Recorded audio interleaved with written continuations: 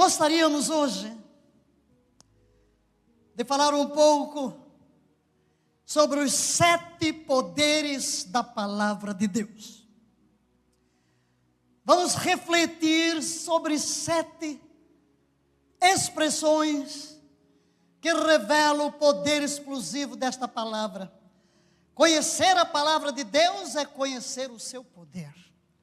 Não existe fonte de maior poder transformador do que a palavra de Deus. E para você que está aqui nesta noite, numa igreja que ama a palavra, que prega a palavra, que bom estarmos celebrando. E a primeira expressão de poder é que o poder é o poder de revelar. A Bíblia tem o poder de revelar. Em Gênesis capítulos 1 e 2, nós vamos encontrar a revelação de Deus da criação. Se nós não tivéssemos a palavra de Deus, nada saberíamos sobre Deus. Nada saberíamos sobre como o homem foi criado, como o mundo foi criado. Nada saberíamos sobre a queda. Nós estaríamos em trevas, totalmente ignorantes acerca da eternidade. Mas quando nós mergulhamos nesta palavra, encontramos o poder da revelação. Deus se revela na sua palavra. Deus e sua palavra são um. E quando nós nos aproximamos deste livro, escrito em tinta e papel, na dependência do Espírito Santo, nós não vamos nos deparar com um mero livro, como um livro qualquer. Nós nos depararemos com o poder deste Deus que criou o universo inteiro e de repente Ele mesmo salta por trás destas páginas e se revela a nós e fala conosco. Aí não está mais falando com Moisés, com Davi, com Pedro, Tiago e João. É comigo, é com você. A palavra é viva. Ela tem aquele poder de transmitir a presença do nosso Deus. Aleluia. Tudo o que sabemos sobre o mundo está aqui na palavra de Deus. Mas, em segundo lugar, poder para refutar. Em 2 Timóteo 3,16 lemos toda a Escritura. É inspirada por Deus e proveitosa para ministrar a verdade, para repreender o mal, para corrigir os erros e para ensinar a maneira certa de viver. Queridos, a palavra de Deus é um padrão contra toda e qualquer filosofia humana. Ela tem o poder de contradizer todo sofisma, toda filosofia, todo conceito, todo padrão, toda visão, inspirados pelo Deus deste século, pelo humanismo. Se a palavra de Deus aprovar alguma coisa, sabemos que é a verdade e podemos seguir. Se a palavra de Deus não aprovar algo, sabemos que não é aceitável, nós vamos rejeitar, porque ela tem o poder de contradizer a mentira e indicar-nos qual é o caminho da verdade. Os conceitos espirituais procedem da palavra de Deus. A moralidade procede da palavra de Deus. A Bíblia pode não eliminar o pecado e a imoralidade, mas ela é o padrão para julgarmos o que é santo e o que é imoral. Ela é o padrão. Em terceiro lugar, o poder de reprodução. A Bíblia tem o poder de reproduzir. Em Lucas capítulo 8, verso 11, lemos: eis, portanto, o esclarecimento desta parábola. A semente é a palavra de Deus. Jesus diz que a Bíblia é como uma semente. Quando pensamos em semente, nós pensamos logo numa reprodução. Nós plantamos, a semente germina, a semente se reproduz. E esse poder da palavra, que tem sido plantado de geração em geração, tem tido o poder de transformar vidas de geração em geração e estabelecer a igreja de Cristo de geração em geração até os nossos dias, por causa deste poder reprodutor. E estamos nós aqui semeando a mesma palavra, crendo no seu poder de se perpetuar e de se reproduzir no coração das novas gerações. Aleluia! Que palavra poderosa, que quando plantada em um coração honesto e obediente, pode reproduzir a vida de Cristo, pode manifestar os valores pelos quais Cristo viveu. A palavra de Deus tem este poder tremendo. A única maneira pela qual o cristianismo sobreviveu em 2000 anos é por causa destes poderes reprodutores da palavra.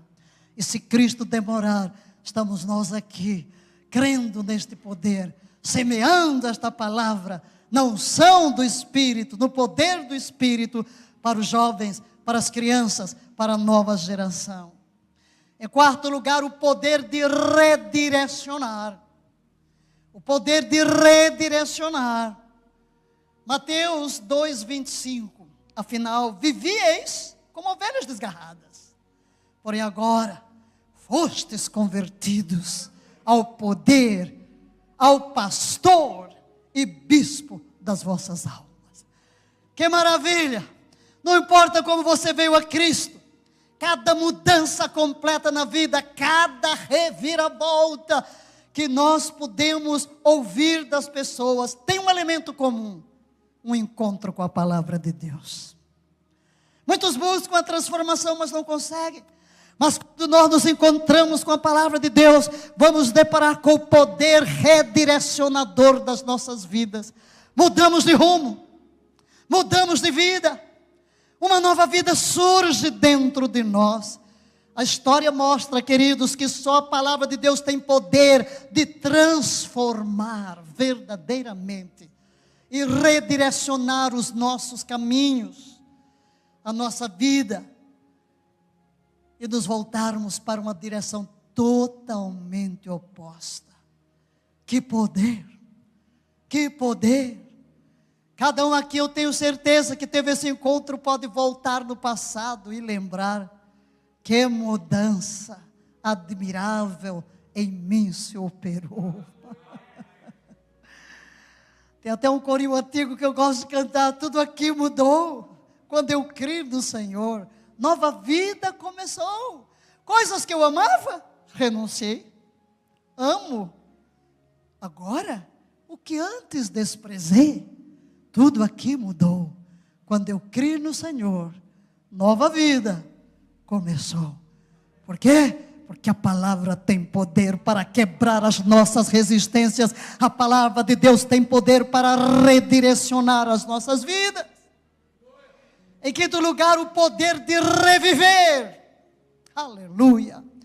O poder de reviver. Reviver o que está morrendo, o que está cansado, o que está angustiado. O salmista no Salmo 138:7 diz: se eu andar em meio à angústia, tu me fazes reviver. Tu me fazes reviver. Vocês hoje aqui estão vivos. Amém? Cada manhã quando você se levanta e diz assim: eu estou vivo. Quanta morte. Nós nunca vivemos uma experiência no mundo inteiro, quando tanta gente partiu para a eternidade.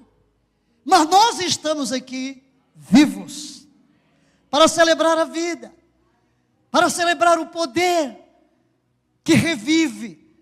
Se eu andar em minha angústia, tu me fazes reviver. Estendes tua mão contra a ira dos meus inimigos, e a tua destra, a tua mão direita, me salva. Queridos, a palavra de Deus tem poder para trazer segurança e confiança, bem como força e encorajamento aos que estão sofrendo, aos que estão angustiados. Se você hoje está enfrentando um vendaval na sua vida, se há coisas contrárias, se há situações, experiências desafiadoras que estão trazendo um certo temor, um certo medo, uma certa angústia, uma certa incerteza. Aqui está a palavra de Deus que tem poder para reviver a sua alma, para reviver a sua coragem, a sua fé, a sua confiança, para levantá-lo do estado de abatimento. É a palavra enviada com esse poder energizador da sua alma, do seu mundo interior, para que não seja movido pelas circunstâncias, mas movido pela promessa, não movido pelo que a mídia diz, não movido pelo diagnóstico que o médico lhe deu, mas movido pela palavra viva, infalível. Passarão os céus e a terra, mas a minha palavra não há de passar para sempre. Ó Yahvé, a tua palavra está firmada nos céus. Eu velo sobre a minha palavra para cumprir, porque não sou homem para me arrepender. É essa palavra que traz esse poder para o nosso mundo interior. Não podemos contar, por exemplo, quantas pessoas leram o Salmo 23, ou mesmo na hora da morte. Você nunca viu ninguém à hora da morte querendo saber o que é que está acontecendo no mercado, o que é que Buda disse, mas todos querem ouvir o Salmo 23. O Senhor é meu pastor, ainda que eu andasse pelo vale da sombra da morte. Por quê? Porque a palavra tem esse poder de trazer o conforto, de trazer a força, de trazer a esperança. Amém? Lembrei-me da minha mãe. Permitam-me contar esta experiência. Minha mãe morava comigo os últimos 6 anos. Ela partiu em janeiro com 95 anos, lúcida, linda, maravilhosa. Mas quando ela foi para o hospital, estava fraca, teve uma infecção urinária. Disseram, não sei porquê, foi lá para isolamento de Covid, então não se podia visitar. Fizeram o teste. Até sair o teste negativo, ficou ali. Então o contato era através de videochamada. Então a assistente social colocou para falar comigo. Eu disse, como está, mamãe? Ah, nessa prisão. Eu disse, mamãe, não fale assim. Você está tão bem assistida. Está aí a sua neta, que trabalha no hospital. E comecei a citar o Salmo 23. E fui citando para ela o Salmo 23. No dia seguinte, na hora da videoconferência, eu tomei um susto. Ela falou com tanto vigor e entusiasmo. Estava tão eufórica. Minha filha, eu queria falar com... Aí começou a me elogiar, me fez chorar, beça, né? Você foi o anjo que Deus me deu para parará. Mas, mamãe, para. Mas o que é que ela disse? Ah, desde ontem eu fiquei pensando no que você falou. Minha filha, obrigado porque você me levou. Nós vamos nos encontrar agora no paraíso. E ela foi se despedindo. Feliz. E a minha sobrinha, a neta, né, médica, estava lá no hospital. Vó, por que a senhora está tão contente? A senhora viu alguma coisa? Sim, minha filha, eu estou vendo a glória de Deus. Ali ela se desligou de todo mundo. Não queria saber mais de nada. Não queria comer, não, vou comer no paraíso. Eu disse, meu pai, foi o Salmo 23. Prepara-se uma mesa perante mim. Então não quero mais comer na terra. Eu vou comer no paraíso. E pronto, todo mundo que foi falar que nada, agora a gente só no paraíso. Enfim, por quê? O que mudou a disposição da minha mãe? E levou-a realmente a ter a visão da glória. E assim ela partiu para a eternidade. A palavra tem poder para nos tirar do abismo.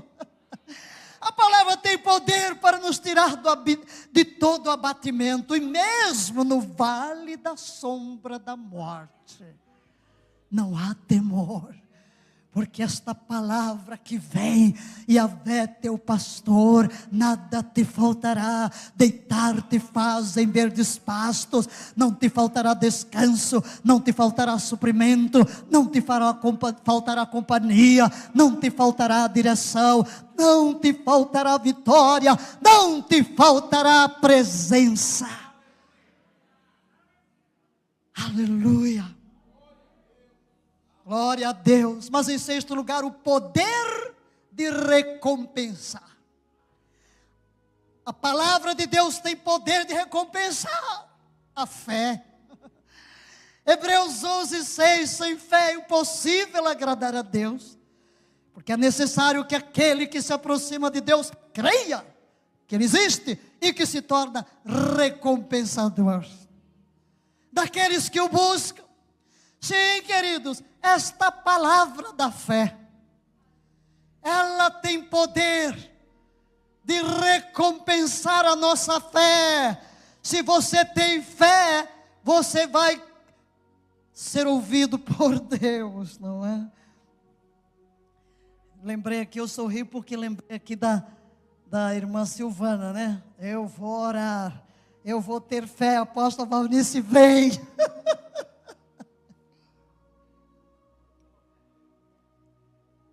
Eu até disse, olha, eu só disse sim finalmente, porque pensei que não ia dar aulas em dezembro. Mas eu escrevi, a fé é sempre recompensada, né? A fé é sempre recompensada. Sim, queridos, o poder da recompensa está na palavra. Você toma uma palavra e crê nela, você tem fé, você vai ser recompensado. Nenhuma das promessas nas quais você crê cairá vazia por terra. Todas elas se cumpriram na sua vida. Qual é a promessa de Deus que ainda está suspensa?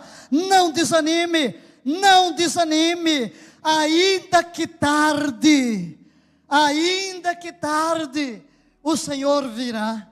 Há sempre uma recompensa para a fé. Bem-aventurado o homem que em ti confia, nunca será confundido. Esta palavra revela quem Deus é, o Deus recompensador, o Deus que escuta a oração. Ele deseja e Ele está se preparando para dar àquele que crê o cumprimento das suas promessas.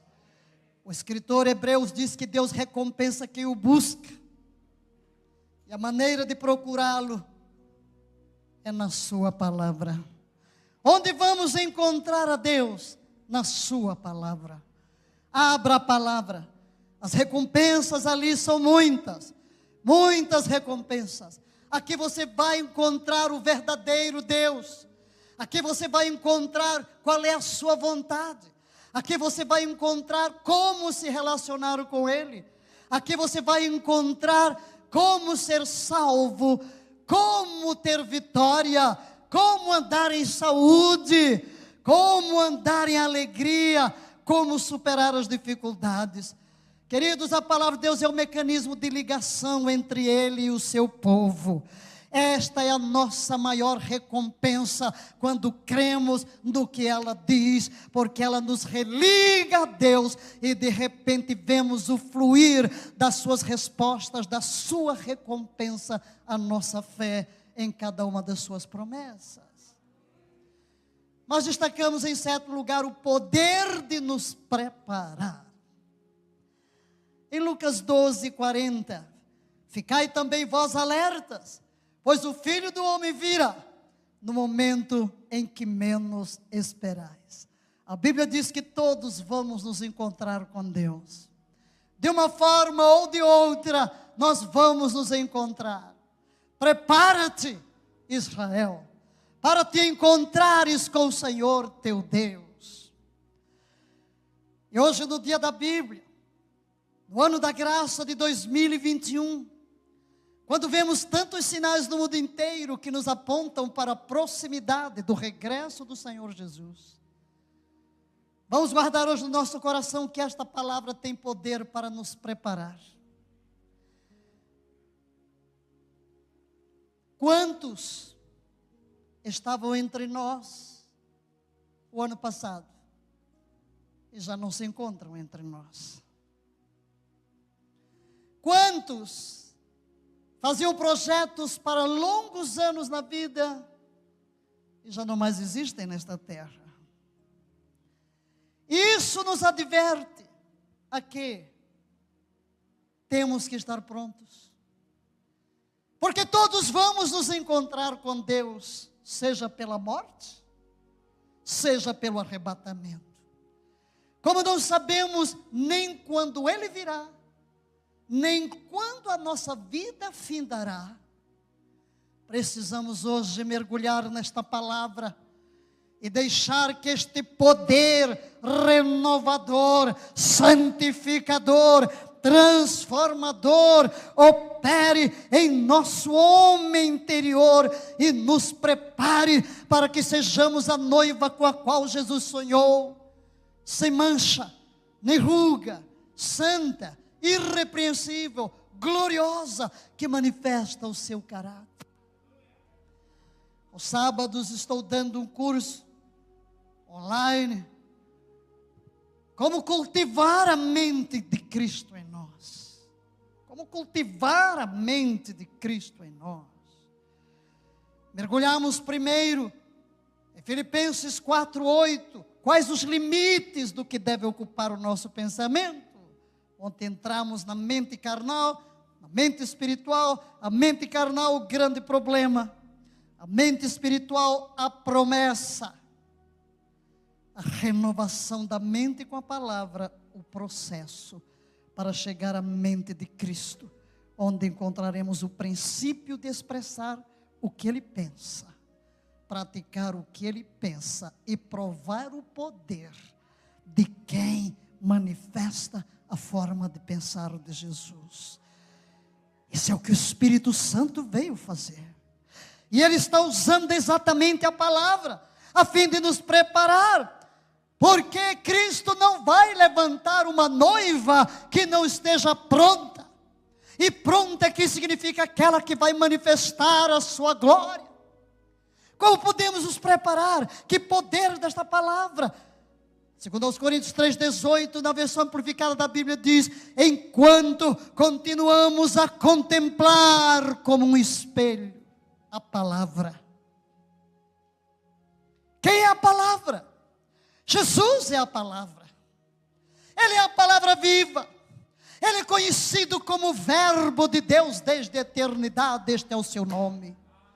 Todo este livro chamado Bíblia Sagrada é Cristo Jesus, o Verbo divino, codificado pelo Espírito Santo em promessas, mandamentos, princípios. Mas o Espírito Santo quer iluminar-nos para que este livro seja decodificado e tenhamos esse encontro real com Cristo, enquanto contemplamos como em um espelho a palavra. E o contemplar aqui é um verbo que nos chama a atenção, a concentração. Se a palavra é Jesus, onde eu vou contemplá-lo? Nas páginas do Novo Testamento, nas páginas do Evangelho, lendo, meditando, estudando, vez após vez, analisando Jesus, olhando para Ele. E enquanto eu estou fazendo isso, prossegue o versículo, o Espírito Santo vai me transfigurando na verdadeira imagem de Jesus. Aleluia! Queridos, porque Cristo veio ao mundo? Qual é o propósito primeiro? O que é que a palavra nos revela? Muita gente cita Paulo aos Romanos: todas as coisas cooperam para o bem dos que amam a Deus. E ficam por aí. Mas coopera o quê? O que é que diz o restante do versículo, visto que a Bíblia não foi escrita com divisõezinhas de versículos e capítulos. Por que a gente escolhe uma frasezinha lá e não vê a revelação inteira? Como é que a gente interpreta? Bem, a coisa foi mal. Tudo coopera para o bem. Que bem? Estou doente, coopera para o bem. O quê? A doença coopera para o bem?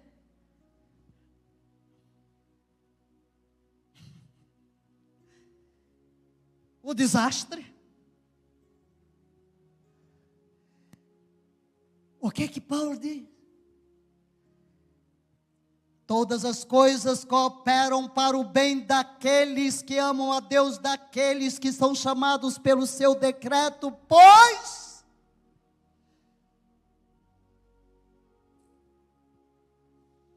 o que é que ele veio fazer?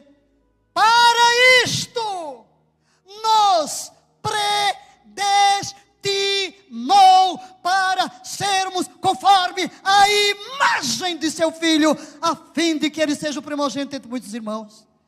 Então as coisas que ocorrem contribuem para quê? Para formar o caráter de Jesus em mim e manifestar a imagem, pois o propósito pelo qual ele veio foi restaurar a vida de Deus, foi restaurar a imagem para que eu seja a extensão de Jesus Cristo, o reflexo de Jesus Cristo, reflita a sua imagem. Toda obra da redenção tem esse alvo.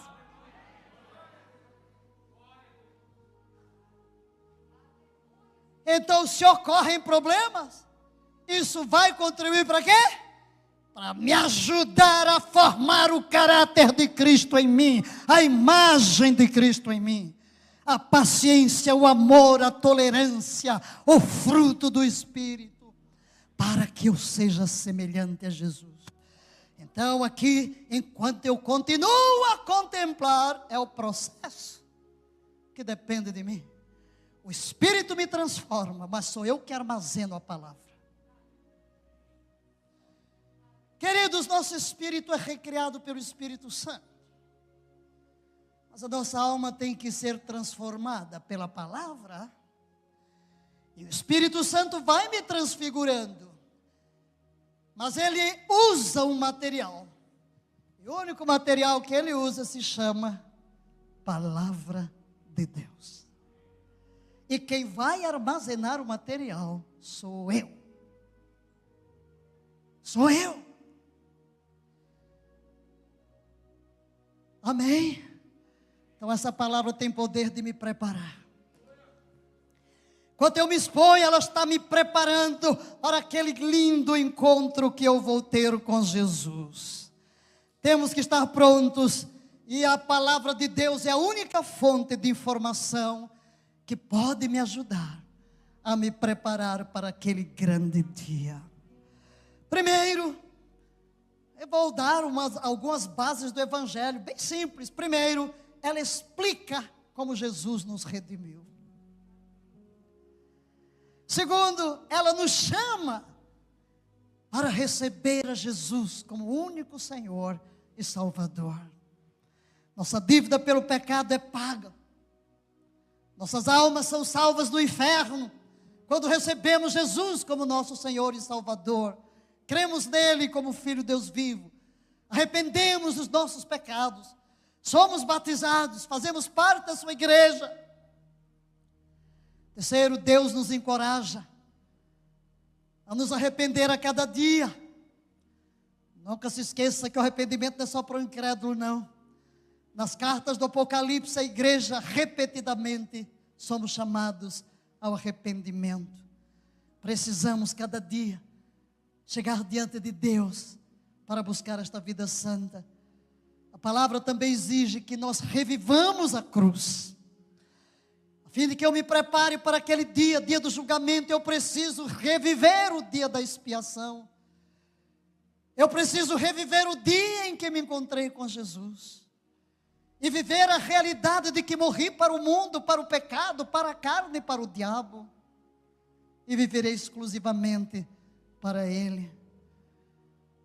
A palavra de Deus nos oferece a regeneração. E ela nos prepara para a ressurreição. Ao anunciar a ressurreição, a palavra nos atrai a Cristo. Quando estamos em Cristo, a palavra de Deus nos educa sobre a grande esperança de que o nosso corpo pode tombar e descer à sepultura, mas o nosso espírito se levantará para viver eternamente com Ele. Aleluia! Glória a Deus! Mas, queridos, nós precisamos aproveitar o poder da palavra. Como é que eu aproveito o poder da palavra? Muito simples. A primeira coisa, leia a Bíblia. Diga ao seu vizinho, leia a Bíblia. Que coisa mais óbvia. Leia a Bíblia. Todos os dias. Pergunta ao seu vizinho, você já leu a Bíblia hoje? Ou já ouviu? Ou já ouviu? Há uma promessa para quem lê, para quem ouve. Hoje nós temos a vantagem de ter aí inúmeros aplicativos. Você pode carregar um mundo de versões da Bíblia, todas com som. Eu mesmo tenho um ali. Eu escolho qual é hoje a versão que eu vou ouvir, dependendo de quem lê. Porque tem uns que são meio mecânicos, não? Leia a Bíblia. Nossa mente é construída em camadas de informação. Nós estamos expostos a um mundo onde muitas camadas contrárias a Deus são construídas. Queridos, se quisermos ser a noiva que Cristo sonha, nós precisamos mergulhar nesse livro. Mergulhar na Bíblia. Mergulhar na Bíblia. Eu fico muito impressionada com quem diz, eu estou lendo não sei quantos livros por semana. Eu quero saber quantos livros da Bíblia você está lendo por semana.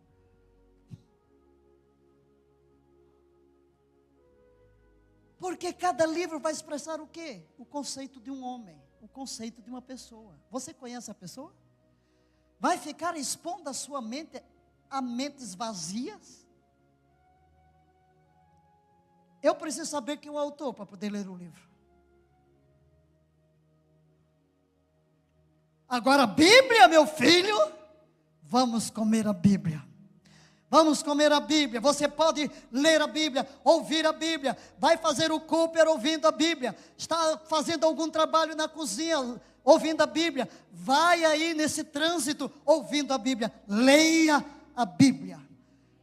Que coisa. Todo mundo já sabe disso, mas não faz. Segundo, responda a palavra com obediência. Estou falando das coisas práticas agora. Responda com obediência. Tem muita coisa que você não precisa perguntar a Deus, já está escrito. Faça. Deus não vai me dar direção quando eu não obedeço a primeira. Queridos, nosso maior problema na igreja é não fazer o que a Bíblia ensina. Nós sabemos o que a Bíblia diz, mas não praticamos. Nós fazemos isso conosco. Você sabe que é uma coisa errada, mas não muda. Certo? Por que que muita gente partiu, morreu mais antes do que devia? Porque Deus determinou. Não, senhores, isso é fatalismo. Nós somos responsáveis. O que plantamos, vamos colher. O que plantamos, vamos colher. Se não temos mordomia do corpo, nós vamos morrer mais cedo do que deveríamos. Nós vamos contrair enfermidades, porque pecamos contra as leis de saúde. Sabemos que não devemos fazer a coisa, mas fazemos. Diga, Senhor, ajuda-me a ter disciplina. Por isso eu ensino em personalidades restauradas como conquistar a vontade. Como conquistar a vontade. Não é? E eu gosto de dizer, gente, o que aconteceu há 1 minuto já é passado. Graças a Deus, eu desenvolvi na minha vida um hábito. Se eu sei neste momento que uma coisa é errada, na mesma hora eu digo, não faz parte da minha vida. Na mesma hora. Não é seu, Denise? Está aqui, ó. Está aqui comigo 35 anos. Eu mudo na hora. Não é bom esse alimento. Pronto, já não existe. E o resto que tem aqui, joga fora. Pronto.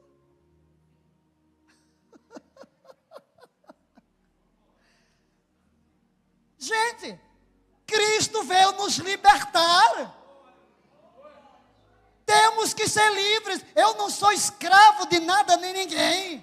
Diga, eu não sou escravo de nada nem ninguém. Não sou escravo do meu apetite. Não sou escravo da minha boca. Não sou escravo de nada nem ninguém. Eu é que mando aqui. E quem manda aqui é meu espírito humano recriado. Não é a minha carne. Minha carne não é minha patroa. Não é minha senhora, é minha serva. Eu não faço o que a minha carne quer. Ela é que tem que me obedecer. Por isso, não estou com vontade de ler a Bíblia. Ah, é? Sou engraçadinha. Ah, não quer ler a Bíblia hoje, hein? Pois agora você vai ler até ter vontade, tá? Castigue. Quando alguém vem me perguntar, ore por mim. Para eu ter vontade de ler a Bíblia, eu disse, não vou orar. Você precisa de oração? Você precisa de disciplina. Ai, o problema é que cada vez que eu vou começar a ler a Bíblia, eu durmo. Então diga ao seu corpo, quer dormir? Agora você vai ler alto e andando. Quero ver se você dorme. Queridos, temos que tornar a palavra de Deus algo concreto. Amém? Tenho que terminar a minha mensagem falando de coisas concretas. E em terceiro lugar, espalhe esta palavra. Vamos espalhar esta palavra. Vamos ser aqueles que semearão a palavra, para que a próxima geração seja nela firmada. E nós gostaríamos de terminar lendo uma poesia, que hoje publicamos lá no nosso Instagram, no Face. Primeira poesia que eu decorei quando me encontrei com Jesus. Era uma adolescente.